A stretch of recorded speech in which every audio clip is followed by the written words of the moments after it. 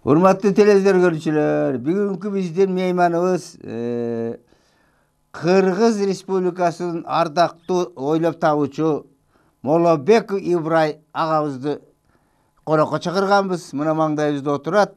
Мына эмесе биз суроону берүүнү баштайын. Мына алдыбызда сиздин мындан 10 жыл мурун чыккан «Происхождение небесных тел, земли и жизнь» деген китебиңиз жатат. Муну ушул китепке кичине кыскача токтолуп өтсөңүз. Бул китептин ичинде эмне жөнүндө сөз болот? Менин оюмча астрономия илимге байланышкан болуш керек. Муну ушуну айтып өтсөңүз. Эми муну кыскача мен түшүндүрүп берейин. Астрономия дегенде жер маселе, жылдыз маселе болот. Ооба. Илимдин башы эле жансыз материя деп айтылат экенде. Жансыз материяны туура өнүккөндү, анын тепкич менен өнүгөт экен. Ооба. Көрүнүп турбайбы мынакей? Ооба. Мына аламдын жаралышы мына бир тепкич, эки тепкич, үч тепкич. Билдиңизби? Ооба. Бул алам жаралды. Аламдын материясы кандай жаралат? Например, жанакы айтып атпайбызбы, жанакы материя деген нерсе. Ал дагы мына 3 тепкич өтөт экен. 1 тепкич, 2 тепкич, 3 тепкич.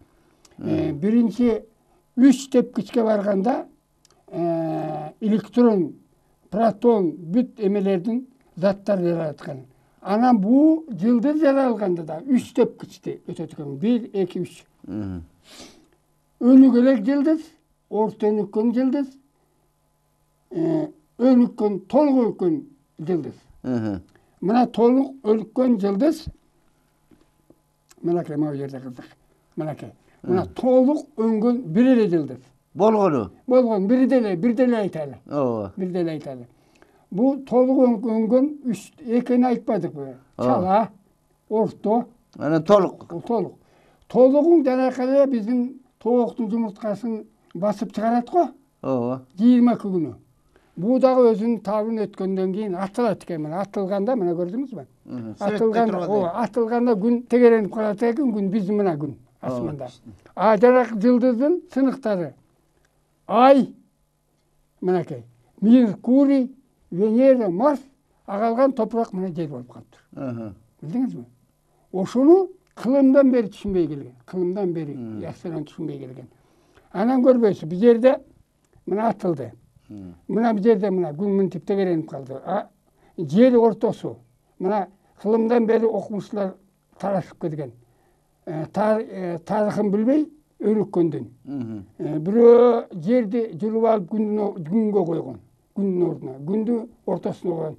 Ушуга чейин күн ортосунда мен тарых менен чечип күндү ордуна койдум, үстүнө жерди ордуна койдум. Билдиңизби? Эми мунун биздин солнечный система деген болот экен. Мынакей. Түшүнүктүү. Эми сиз жана ордуна койдум деп атасыз. Мына ушу сөзгө кайра эле кетели. Сиз эми бир чоң бир кандайча жөн оюңуз боюнча ордуна койдуңузбу, же бир килейген бир обсерваторияңыз жок кантип ордуна? Жок, мен дагы бир кызык экен. Мен айтайын. Бул дагы түшүнөлүк, илим дагы эч ким түшүнбөйт. Жок, айттыңыз. Койдур. Бүт баарын жөндөм гана башкарат экен. Ооба. Билдиңизби? Ушунча кылымдан бери жөндөм, мынакей, азыр окумуштуулар, профессор, доктор эмне деген болуп атат. Эмне деген болот. Күн туудуу менен Ыбырайдын жөндөмү 2 тепкич бийик экен. Ошолордонбу? Ошол жансыз материяны туура түшүнүп, жандуу материяга чыгып, органический мир кантип жаралды жерде ушуга чейин. Бирөө айтат, органический мир көлдүн астына жаралды дейт. Бирөө баткакта жаралды дейт. Бирөө космостон келбек. Ошонун баарын тактап, бүт жансыз материя кантип өнүгүп келген, жандуу чөп кантип өнүгөн, мал кантип өнүгөн, сезим кантип жаралган. Күн тууду жатын жакты 5 эле сүйлөм менен чечип койду. Оң солду. Сол болсо ич тарайалдан жаралып калат. Оң болсо ак бээлден, оң жана кыйын акылман атадан тең, атадан бийик мынакей Чыңгыз Айтматов, Арыстанбек бизде сонун акылманды чоңдорду. Азыркы замандагы окумуштун деле алалы.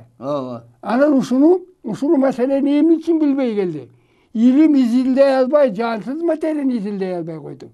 Жандыга өтө албай коюп, анан келип генетика такалды, жатынга такалды. Жатында оң солду түшүнө албай койду. Жана эки эрежени билбей койду. Эреже баш кошкон эреже бар экен, илим изилдегенде эреже бар экен. Илим изилдегенде эрежени билбей, башынан баштап аягына илим изилдеп тактай албай, жансыз жандуу материя таркалган жатынга генетика такалат. Оң солду түшүнбөйт. Аны Күнтуду 300 жылдын аралыгында айтып коет. Ичтар айылдан акылдуу бала чыкпайт, ак бээлден чыгат деп билдиңизби? Аны айтып келген менен, чоң атанын сөзүн мен илимге киргиздим. Кеңейтип түшүндүрдүм. Кандай энетеден кандай төлөнөт.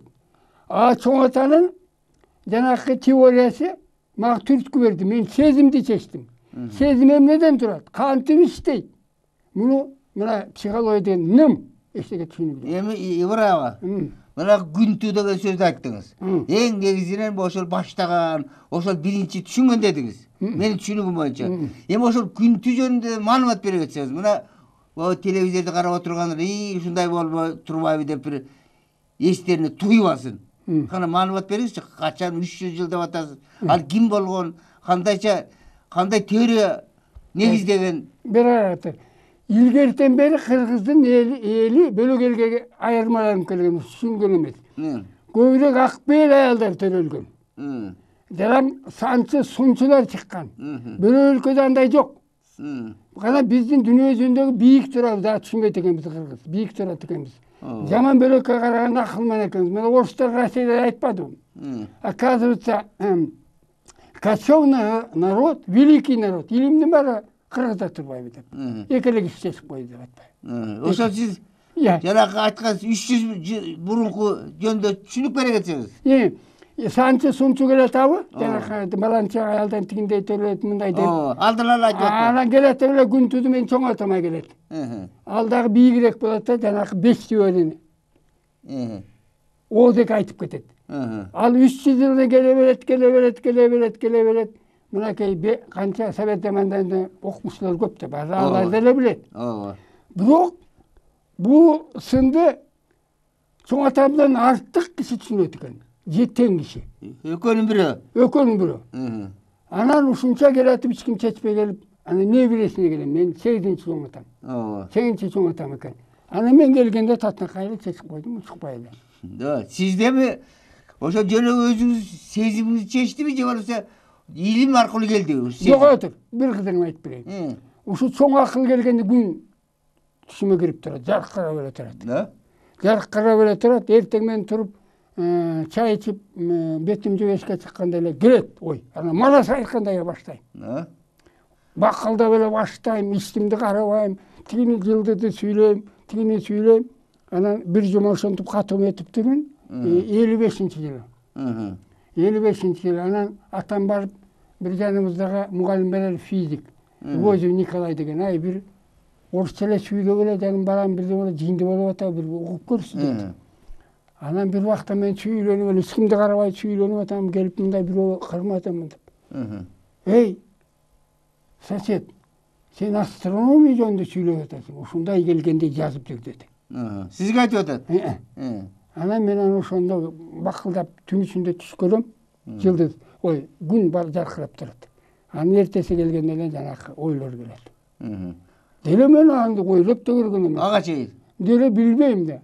Ошол эле келет, жанакы Чалабыла Коперник деле окугам, илим деле анча көп окуй элекмин анча. Анан эле жанакылар келет. Анан мен ошондон баштап июндун 55-чи июндун 1-inde башталды. Анда буда 70 жыл мурун башталыптыр да. Ооба. Анан ошонткенде эле ошентип жүрүп, ушу октябрдын аяктарында токтоп калды. Ушу күндө мындай сомка сала жүрчүм кагаз. Кетип баратсам бир жерге отура калып жазып. Түн ичинде болсо тура калып жазып. Ошентип бир 4-5 ай анан түшүп чоң статья чыкты. Астрономия. Анан бүткөндөн кийин ал кошуна келип окуп, грамматический ошибкасын баарын оңдоп. Орусча жаздыңызбы? Мен орусча жаздым. Кичинемден эле кыйын орусча сүйлөйм. Жана 4 жашымда мынтип атпайм. Ошону айтам. Орусча кыйын билем да мен. Анан Ошибкаларын текшерип, атамды карап, сосед деди. Сейчас космические корабли строят посадку на спутники, а твой сын по астрономии сделай открытие. Да? Деп. Она говорит, смотрите, эту рукопись никому нечестному не давайте, деди. Пусть полетает 10, 20, 30 лет. Тогда кончит летать. А тогда представите на публикации деп. Анан биз 30 жыл сактап жүрдүк. Анан 93-жылы чыкты. Ошол. Китеп бар жана бакала. Бакала дегиз. Статья чыкты. Анан ошентип жүрүп, анан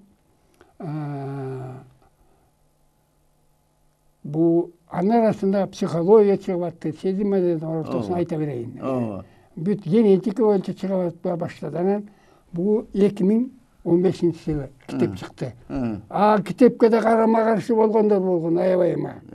Акаев, Жээнбаев чыгарбай койгон. Тоорунда мага статьяны көрсөтүш керек эле.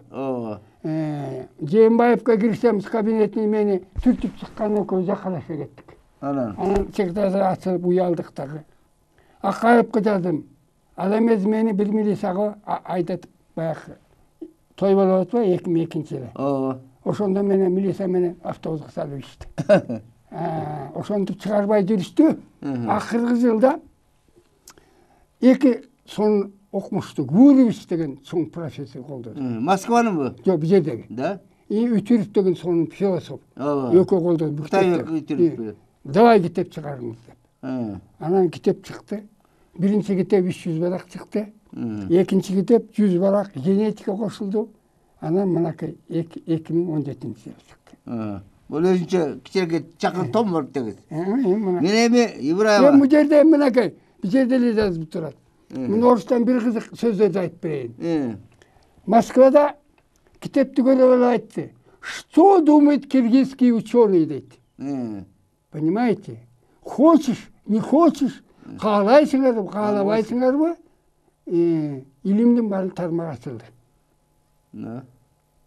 Эмне үчүн симпозиум жасабайсыңар? Эмне үчүн? Эгерде дейт, жакын арада симпозиум жасабаса дейт, бул китеп тиет дейт, особенно экинчи китеби тийсе, бир дүйнө жүзүндөгү авторитетный окумуш дейсең, бул китепти окуйт дагы бир жерге симпозиум жасайт деди, бир өлкөнү алып. Ошондо бир эле тармакты астрономия, психология, генетикадан бирөө чыгат дейт.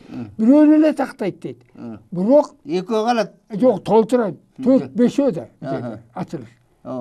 Киргизский ученый перед мировой научный авторитет потеряет дейт. Да? Ошол аркылуу. Ошол жакта өзүлөр симпозиум кылбай, тактабай. Авторитет потеряет дейт перед наукой. Раз дейт. Этот момент мировое открытие өзүлөр чыгарса илимдин борбору болот бу жерде. Бу абышка өлөктө батыраак илим жасагыла. Бу батыраак симпозиум жасагыла. Бу чүрүсүндө чоң пайда берет. Эмесе дүйнө жүзүндө болбоптур. Бир өлкөдө бир адам илимдин баарын чыгарган болбоптур. Бүт дүйнө жүзүндөгү өлкөлөрдүн баары зависим болот экен. Көз каранды. Көз каранды. Мындай кылым да болбоптур. Бүт баары жардамдашат. Эгер керек болсо 1-2 жылда научный центр мира болот деп. Да. Биз эми бүт мыркылдап, бакычтар ичине ок бербейт деп мыркылдап жүрүшөт мына биздин ученый. Билдиңби? Президенттен баштап. Жанакы биздин президентке жетелек бу, так жетелек. Ошо президентке жетсе болот эле. Батыраак симпозиум кылыш керек. Мен эмегечи тиги телефонду уюштурдум. Аны парламент бердим 3-4 ай жок, дайыны жок. Эмгиче? Эмесең азыр биз эмеге жеттик, эми астрономия кой. Биз жанакындай сүйлөп келбедим мен. Ички аялдар мындай жакшы төрөлөт деп. Азыр момент келди. Учур деген. Жок, учур келди. Кылымдан бери тактап келатабыз да. Жанакы теорияны.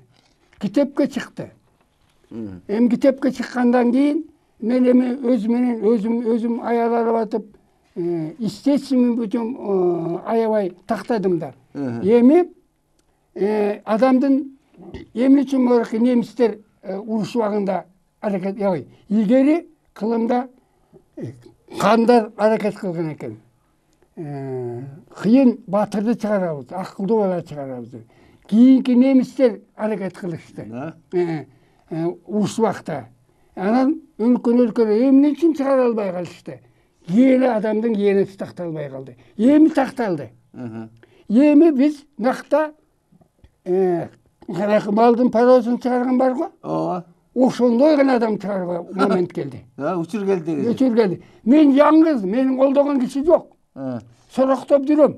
Сороктоп. Бир үчтөр окумушу колдойт, андан башка эч ким колдобойт. Туура. Мына сиз эң жакшыракай учурга келдиңиз да. Мына бул жерде о китептин 362 бетинде мындай деп биринчи эле ичи тар аялдан таланттуу акылдуу бала төрөлбөйт деген тема турат. Ооба. Мына ушуну чечип эле бересиз. Жанагы сиз жогорутан немистерди келтирүү менен буга чейин табылбай аткан жөнүндө айтып келдиңиз. Эми чукул ушуга келиңизчи. Эми ушуга келгенде мына мен ичи тар аялдан акылдуу таланттуу бала чыкпайт дегенди. Мен Акбелди табам да, Акбелди. Өтүп кеткен мейли, өтүп кеткен. Арыстанбек болсун тукумунан. Же Чыңгыз Айтматовдон де Түгөлбайдынбы? Ошондон кийин алам дагы Акбелди табам дагы жанакы эле малга жасаганда искусственный оплодотворение жасайм дагы акылдуу боктонардан. Табыш боктонардан. Же бореки чечмелесеңиз, ушундагы тереңирээк бореки. Мен айттым.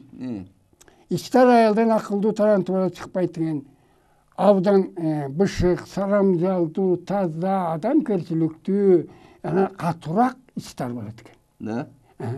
Атасы ала барман. Мен кыйратам билбесе мен жасайм өдөлдү деп анда кичине ичтарыраак болот экен.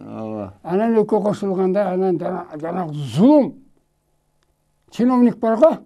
Чиновник. Сөнтөк силеп курсакты минткен. Миллионерлер жалаң ушу энетадан чыгат экен. Сөзсүз дагы.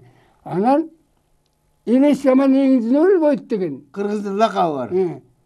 Бу балдардын баары менен айтпадымбы? Ичи тар, кара зүгөй, кара ниет, бооркесиз ушулардан бүт жаман адамдын баары дүнү жүзүндө жаман чыгат экен. Особенно тетиги баш кесерден дагы жанакы сезим жок балдарды.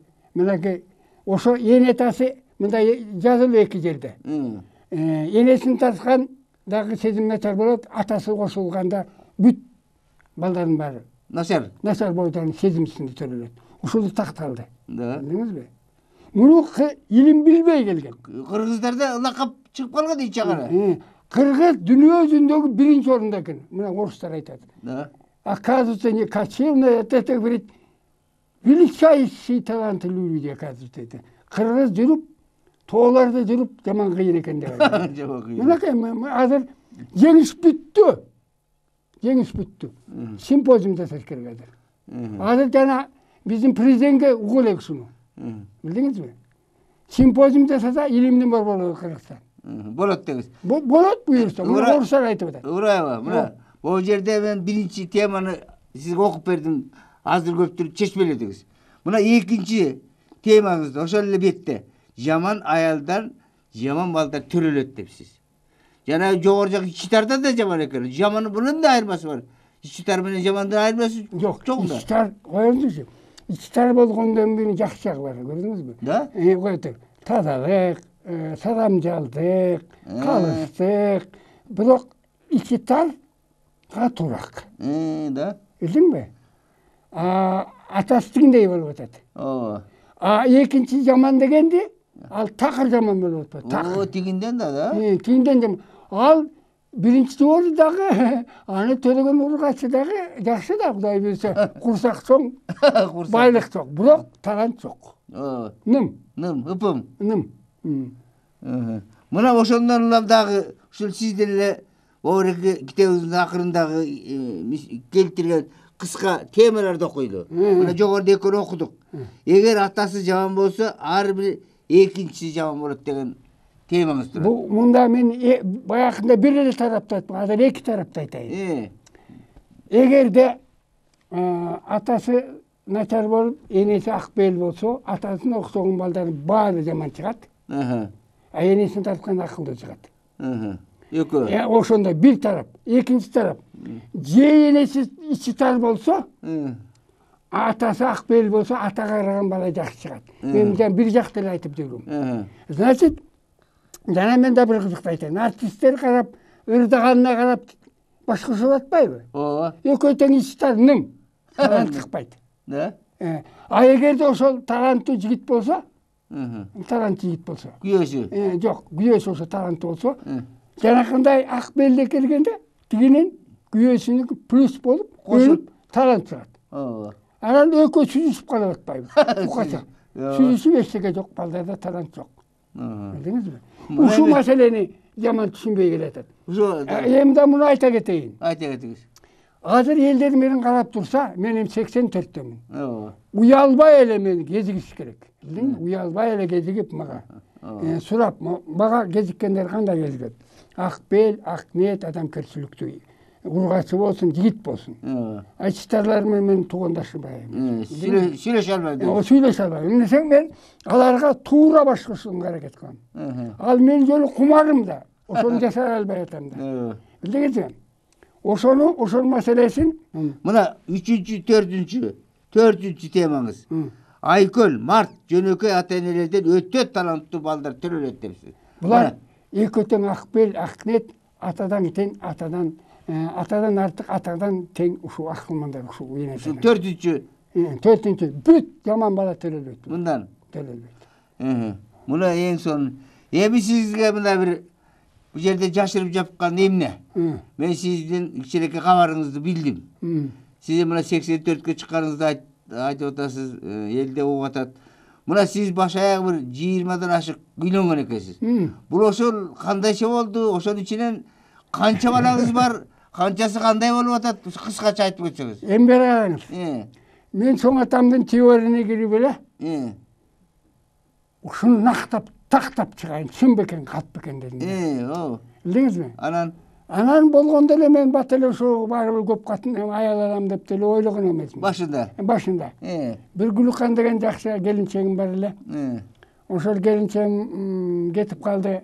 Анан эле экинчи аял ала баштадым, ошондон баштап эле. Экинчи. Анан үчүнчү аял, төртүнчү аял эле ошондой эле кыйшактай берди. Андай жакшы аял табылган жок. Анан бир чети жана чоң атамдын дагы теориясы. Эмне үчүн баары кезиккен? Ич тарыраак мындай. Карасам, тигиндей, мындай, ошентип эле такалып отуруп 20га чыкты. Анын арасында эми 3 ай жашагандар бар. Жок, бир жума, 2 жума кармап алага алып кеткендер бар. Төлөгөндөрү чындап келгенде 5-өйнөн төлөдү. Акыркы аялымдан 5 төрөлдү. Билдиңизби? Акыркы аялым бүт баары талант. Ой, азамат жакшы. Канча 5 өтөң жетет дедиңизби? Акыркы. Берки 20дан 5-өйнөн эле төлөдү. 20сынан. Талант жок. Анан акыркысына 5-өө. 5-өө бүт баары талант. Азамат, 10 турбайбы баш аягында? 10. Эмесең бүт баары. Бирөө чоң атасын тартты, жаман кыйын бышык. Дыйканчы. Экинчиси 3 жашынан күйчү этип, азыр күйчү карайт. Үчүнчү сынчы. Кызым да сынчы. Ушундай бар, бүт баары талант. Анан чоң атамдын сынына соң ыраазы болдум. Анан жанагы сезимди чыктым. Бүт илимдерди тактап чыктым. Мени карайкы киши жок. Жаш эле окумуштур, ата кантип башыңызга келди? Москвада да ушундай болду. Ушу башыга кантип башыңызга келди? Окумуштуу профессор, доктурлар менден мындайраак өсөк. Менен сүйлөшпөйт. Сүйлөшпөйт. Чочулайт да. Эми дагы мактаныш болбосун. Мынакей бир кызыкты айтайын. Жөндөмсү азыр жанагы депутат болуп атпайбы? Депутат жыйнап атпайбы элде? Туура. Ал деген туура эмес. Жанагы чогулуп тиги элдер сындап атпайбы? Бир чет өлкөдөгү окумуш айткан. Бир кородо кой маа десе баары маа дейт. Ооба. Келечекте сынчы болот. Мына мени эле сындатып кой. Сотторду мына сындатып кой. Билдиңби? ошо 100%-тин бир 5 эле 10 эле процент таштайм. Сен жегишсиң, сен кара ниетсиң, чөнтөктө ойлойсуң, калыс эмессиң, жүзү карасың, тиңдей деп бетине эле айтып коем. Туура. Келечекте элдин баары ушундай сынчы болот. Акыры жүрүп. Мама мени иштетпейт байы. Тиги китеп таштап, муну окуп чыксын, терең. Батыраак, бет чет өлкөдөн бир жерден чыкып, мен отурбайм көрөкөм. Мен деген ар кайсы өлкөгө китеп жиберип атам. Ооба. Антпесе көрүп атам да сурун бияктан эмне болуп атканын чыкпайт баары. Анан жанакы орус айткандай бөлөк жакта симпозиум болуп калса, биздин окумуштуулар мировой наука авторитет потеряет. Да. И трудно будет оспаривать будет научный центр мира дейт. Туура. Өзүлөрү эметсе, унчукпай барат элек, унчукпай анда тараш болуп калуу мүмкүнбүз болуп калат. А булар сезбейт. Сезсе дагы унчукпайт. Мен 84-төн менен жашармакмын, мегөлөкөм. Жашармакмын. Мен жанакы айлам кеткенде эле жанакы мени көрсөңөр айланайын, жанакы ак бел, ак ниет жигиттер, кыздар болсун, келиндер. Кезигип баягы кылымдагы чоң Садакрат деген акылман киши бар турбайбы? Ооба. Ал элдерге бүт акылын айтып бир сом алды. Мен да бир сом албайм. Мен ошого кубанам. Башка сургун аябай жакшы көрөм. Көрүп туруп мен көчөдө кетип баратып, бир сорун аялды керек экен, аны бир жигит. Атаңгыр кыйыштырсам дейм да. Ооба. Колуман келбейт өмүр бою. Эми Ураева, мына жараттан бери аз болду, көп болду. Мына өзүңүз көп жылдан бери, 55-жылдан бери деп атпайсызбы? Ошондо 70 жылга эле 2 жыл жетпей атат. Ошондон бери алектенип келаткан экенсиз. Аябай.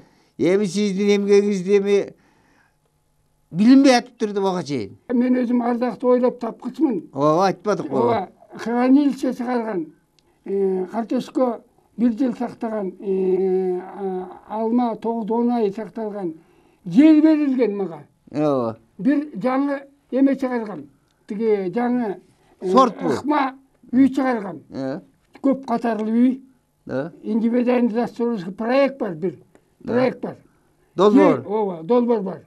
Жаңы ыкма 11 балл. Камыш менен мусор менен. Билдиңизби? 10 жыл болду тыйын берилди. 10 жыл отурам. Да. Заслуженный изобретатель, ученый самородок сидит на пенсии. На участке 10 лет. Жаңы ыкма боду чыгардым. Кыргыз патент 20 000 сом берди. Дизге жетпей калды. Аны эптеп полиэтилен чүпүрөк менен телевизорго көрсөттүм. Патент чыкты. Билдиңизби? А жана камыштан мен панель чыгарган дүйнө жүзүндө 1-чи орун алдым. Ооба. 1-чи орун алдым. Ковид катары үйгө 11 балдык. 11 балдык дүйнөнүн жок, бизде 9 эле балдык. Ооба. Ушундай чоң жаңылыкты жабылып жатат. Мен 84-кө чыгып баратам. Ооба. Уккан киши жок. Мынакей, баягында сүйлөгөндөн мынакей теория чыкты. Көрдүңүз? Генетика чыкты мынакей. Периодический. Мен карап турмунчу. Мына ичтар аялдан ак бел аялдан мына мондай минус ичтар келгенде минус болот экен. Бүт таранты шыпырып салат экен. Плюс келгенде жанакындай акылдуу тарант чыгат. Мына бул жерде бүт периодический. Бул жерде бул китепте бүт илимдин тармагы бар. Өзү китепте кымбат чыкты. Эмне дең мындан чоң илим бар. Кылымдан келаткан түшүнбөгөн окумуштуулардын баары монун ичинде. Да. Ошол биз мен чыгарган Күнтүдө чоң атабыздыкы менен кыска, том эмес, кыска эле.